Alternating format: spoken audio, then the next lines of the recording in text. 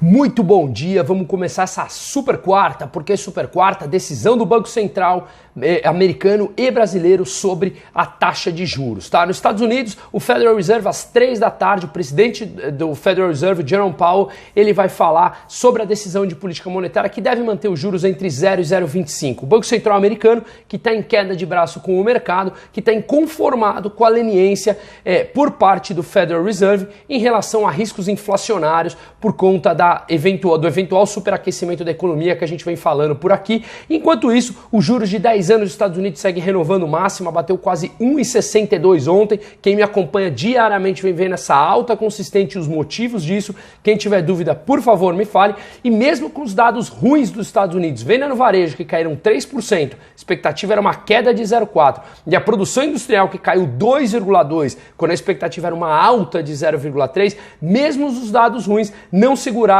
os títulos de 10 anos, que segue confrontando o Banco Central americano, que fala que ainda não tem risco inflacionário, e ele continua subindo. Tá? Na Europa tivemos dados da inflação, IPC, Índice de Preço ao Consumidor, 0,9 no ano e 0,2 mensal, exatamente em linha com o esperado. E o Japão, as exportações caíram 4,5%, quando a expectativa era uma queda de 3,7%, caiu mais do que o esperado. E as importações subiram quase 12%. Portanto, subiu a exportação e caiu a importação, achata o déficit, o superávit comercial japonês veio menor do que o esperado, que é a diferença entre exportação e importação, tá? E no Brasil a gente tem a decisão do Copom hoje às 6 da tarde, que é bem provável que suba os juros em meio ou 0,75%, que realmente os juros ficou fora do padrão pelo risco fiscal brasileiro. Juros real, tirando a inflação no Brasil, está mais de 3%. Na Suíça, 0,25%. Portanto, realmente, isso não tem o menor sentido, tá? Mesmo com os dados bons saíram no Brasil essa semana. Ontem o CAGED,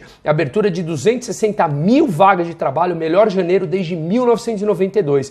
E antes de ontem, o IBCBR, que é a prévia do PIB de janeiro, com uma alta de 1,04%, mesmo esses dados positivos e ainda a inflação que veio na projeção Focus na segunda-feira já subindo bem, IPCA e GPM, deve fazer com que o Banco Central suba realmente a taxa de juros, tá? Marco legal do saneamento, votação na Câmara hoje ou amanhã, dando sequência, e o marco do gás deve já seguir para a sanção presidencial, andando com celeridade no legislativo, tá? E o governo decidiu incluir no programa de privatizações, ou no PND, o Programa Nacional de Desestatização, a Eletrobras, o Correio e a EBC. Uma ótima notícia, que assim siga e que ao longo do ano a gente consiga seguir o nosso programa de privatizações e desestatização com diminuição do Estado que a gente tanto precisa, não só no Brasil, mas em grande parte do mundo. Um ótimo dia a todos, um forte abraço, Bruno Musa.